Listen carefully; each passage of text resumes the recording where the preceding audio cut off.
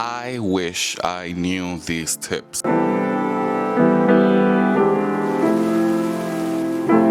Hi guys, hey there, welcome back to my channel. My name is Brian, for those who don't know, and for those who do, welcome back. I will be talking about something a little bit different today. Have been getting some questions here and there. I just wanted to clear up a couple of things that I wish I knew as a vinyl collector when I started that would have really helped me along the way to not make these mistakes. This is for you guys who are starting to collect records and don't really know much, but fret not, I shall help you with these wonderful tips that have made me be more wiser as a record collector. Without further ado, let's get straight into it, and we shall start with the first one, colored variants. And I added this first because as a record collector, I didn't know that there were specific colored variants that were released. I just thought certain albums had the standard black LP and that's it. That's what I thought at the time. Colored variants weren't that much. When I started record collecting though, I had some like unique pressings, like the Halsey ones. I just thought that was a fad of the time. Looking back, I really wish I had educated myself a little bit more on these colored variants because I have some albums here that I love, don't get me wrong. I would love them in a colored variant. It is said that standard black gives it a much more refined sound. If you're gonna collect a lot of these, I like seeing variety, I like seeing colors, and this is just the first thing I knew that I wanted to get across as if someone was to want a colored version of their vinyl but didn't know any better. I'd suggest look deep. There's probably a colored version of the album or music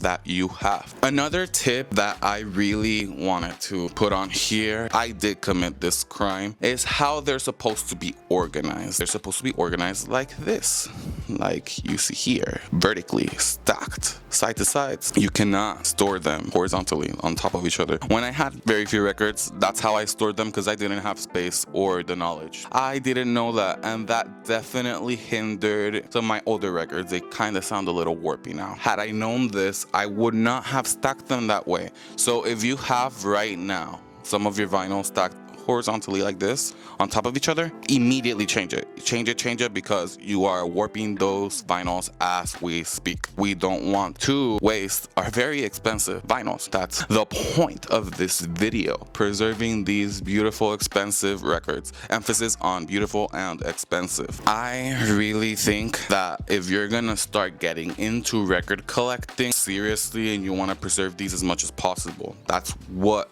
I would expect if you're a record collector. You want these to last as long as possible. And one of the ways we can preserve them to last as long as possible is through inner and outer sleeves. This is an outer sleeve.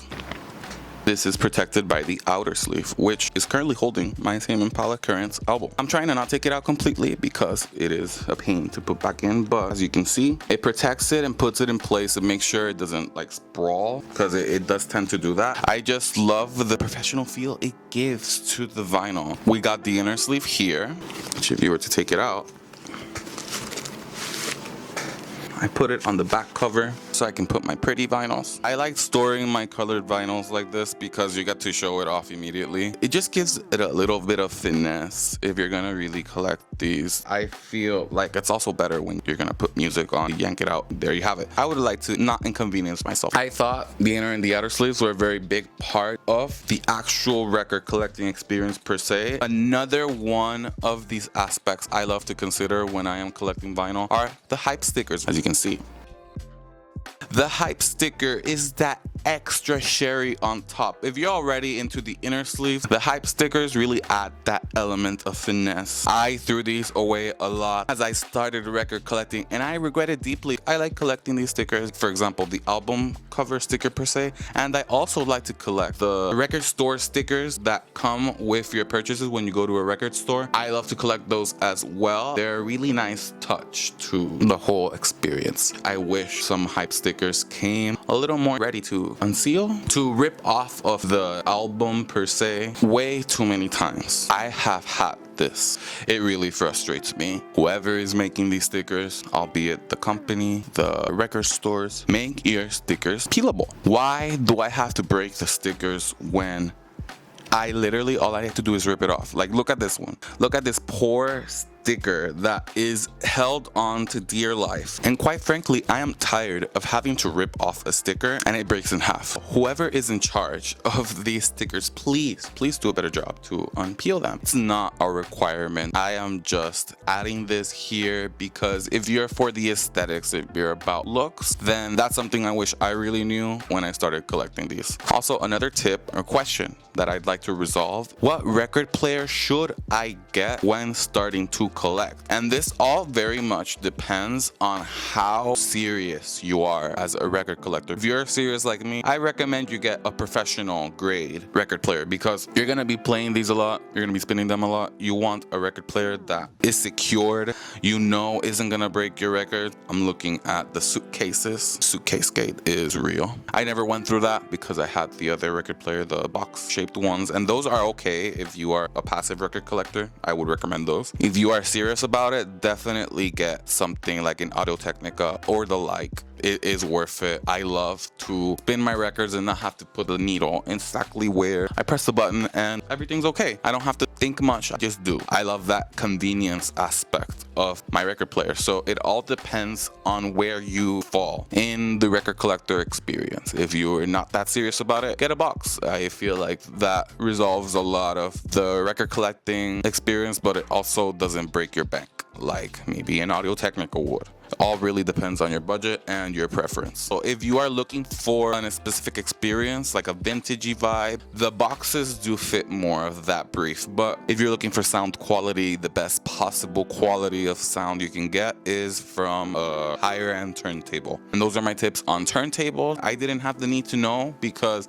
I had a record player already given to me. I didn't have to look for that. But if I was starting from scratch, would have liked to know that because it would really make me decide on my own path. Do I want to become a more serious record collector, or is this just to pass the times? Maybe before I would have said to pass the times, and hence why I had the box. Now I switched to Audio-Technica. What can I say? Audio-Technica quality, you don't go back from that. I would like to move on of where do I get my records, because honestly, sometimes where you get the record makes or breaks your purchase, because I've had times where I purchased it online and then I see it in person and cheaper. Vice versa, I've seen it in person and then I go look for it on Amazon or like eBay, and you'll find that there have been cheaper records, the same one even, like the same pressing and all, cheaper online or in person. I would recommend to the average fellow record collector to take note of that. Do not just immediately purchase something. If you see something and you think it's a deal, like, go ahead. I would have liked to know that maybe that record-breaking deal on the vinyl that you have in your hands right now is really $5 more expensive than online. They're selling to you as if it was a sale. Happened to me as well before. Oftentimes we're enamored by the moment, and that's part of the record collecting experience as well. I'm just stating here for knowledge purposes. I would have liked to know that some of the records I have right behind me were cheaper in other areas. So I would recommend research before buying. Even if you are in the store, look it up online. If you're online, I guarantee you will find at least one of your ISO records in there that are probably cheaper than vice versa, than the other method you would have used otherwise. I would compare and contrast always before making that final decision, because that final decision could make or break your wallet. I have plenty of experience on that. Another tip I'd like to add here that I forgot about completely, but I do want to show you guys, is the white mat under your vinyls, because as I have experienced before, I've been trying to film these here while they're spinning and you couldn't see clearly what color it was. So I am recommending every single one of you guys that do want to like take videos of your vinyl spinning and all, and not even videos, you know, if you want to just see your vinyls and you want to see them spin nicely with the color that they're supposed to come out, get a white mat. Specifically, this white mat helps for the visibility of these colors. As you see it here, they don't look washed. That's another tip I wanted to add just because it adds that layer of oomph that excellence that I feel like every professional record collector wants. You don't have to buy a white mat. You can buy mats in other types of colors or textures. Just wanted to lay that out there for those who are interested specifically on how vinyls look when you take videos of them. Other tip I wanted to give: cleaning your records after every single use. I fall through with that, I'm not gonna lie. Need to clean them. I would recommend using a vinyl record cleaning set. I use the EVEO record cleaning set. Should use it more often. It comes with a brush. I recommend spraying once. You don't just spray more. I used to spray them a lot and the records would just get wet. No, like, don't do that. Tiny little brush to get off the hairs. If you are a cat person like me, you need this, or a pet person in general. And I honestly don't know what this is for. So if you do know what it's for, let me know. I recommend cleaning them. You can even clean them while they're spinning. That's just another little tidbit I thought I would include in this video. Speaking of experience, guys, this would be my last tip. To those experienced record collectors who are watching me right now, you will understand the very real struggle on waiting for that anniversary release pressing to come out, because sometimes, and oftentimes too, that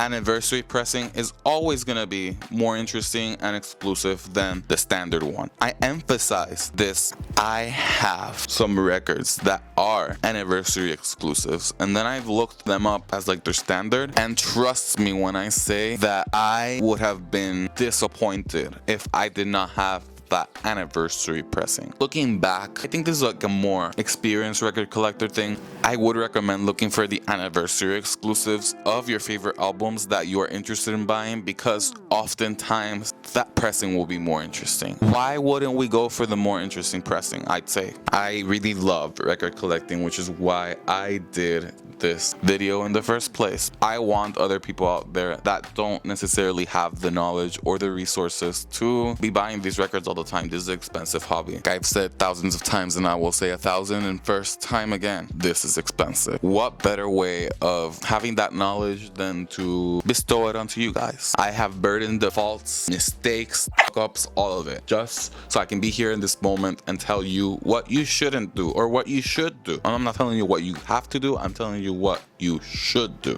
This has been a rather short one. I wanted to keep it concise and simple for you guys out there that just want to get straight to the point. If you want any specific type of video, I would be glad to make it. I am all for making music related content. I love music. I consume it. Every part of my day is consumed by it. Quite frankly, I don't know what would be a world without it. If you like my content, please give a like, subscribe to my channel if you haven't. I make these weekly. I do post shorts more regularly showing off my vinyls if you're not really interested in the commentary. I am so grateful for all of this, and it might be so repetitive saying that I'm grateful, but I really am. Not that long ago, not even a couple months back, I wasn't even doing this, and I had a lot of doubts, insecurities in my capabilities as a content creator and as a person overall. So this has given me a new sense of confidence in my capabilities, what I can do. We can do so much more than we know, guys. I recommend every single one of my viewers to push yourselves as much as you can. This week is a brand new slate. You can create it, you can make it your own. I would like to close off with this video thanking you guys so much for the continued support,